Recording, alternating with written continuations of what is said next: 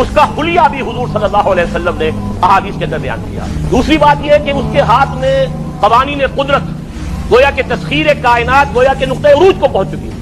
تمام اختیارات الہی تقریباً اس کے ہاتھ میں آ چکے ہوں. جو بڑے سے بڑے معجزے اللہ تعالیٰ نے نبیوں کو دیے ہیں وہ معجزے کر کے دکھائے گا.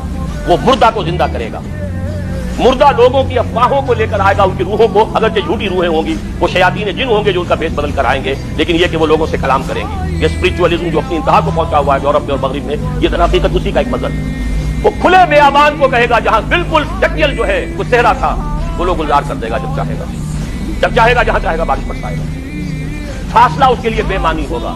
اس کی سواری وہ ہوگی کہ جس کے دونوں کانوں کے درمیان فاصلہ 80 ہاتھ کا ہوگا. یہ سارے جو آج آپ کی ٹیکنالوجی کی جو انتہا جا رہی ہے اور کدھر جا رہی ہے, اس کو اچھی طرح سمجھ لیجیے. آج سے 100 سال پہلے شاید انسان ان چیزوں کا تصور نہ کر سکتا. تو کوئی سواری ایسی بھی ہو سکتی ہے جس کے دو کانوں کے درمیان کا فاصلہ جو ہے وہ 80 ہاتھ کا ہو. آپ کے یہ سارے جیٹس جو ہیں وہ کیا ہیں, ان کے رڈارز جو لگے ہوئے ہیں دونوں کان. اس کا ایک قدم اگر مدینے ہوگا تو دوسرا بیت المقدس میں ہوگا. اس کی آواز پوری دنیا میں سنی جائے گی. سنی جا رہی ہے کہ نہیں؟ یہ ساری قدرت, ساری قوتیں, تسخیر کائنات کلیتاً ایک آدمی کو چیر کر دو ٹکڑے کرے گا, دونوں ٹکڑوں کو علیحدہ کرے گا, ان کے درمیان چلے گا اور پھر ان دونوں کو جوڑے گا, کھڑا کر دے گا. احادیث میں ساری موجود ہے. سرجری جدھر جا رہی ہے بولے جب نہیں کہ وہاں تک آدمی پہنچ جائے. فریز کر کے تو یہ معاملہ ہو ہی سکتا ہے. جس قسم کے آپ چاہیں گے مخلوق پیدا کرنے کے قابل ہو جائیں, جو صفات آپ چاہتے ہیں پیدا کریں, ایسے انسان پیدا کیے جا سکیں گے جن میں سرے سے رحم اور سرے سے رقت کا مادہ ہی نہ ہو. ہیومن روبوٹس جن کو جہاں سے جو حکم ملے گا, جن کو کہا گیا قرآن مجید میں ایسے جلاد اور شداد لوگ پیدا کر دیے جائیں گے جن کے دلوں میں کوئی رحم نام کی کسی شے کا شائبہ.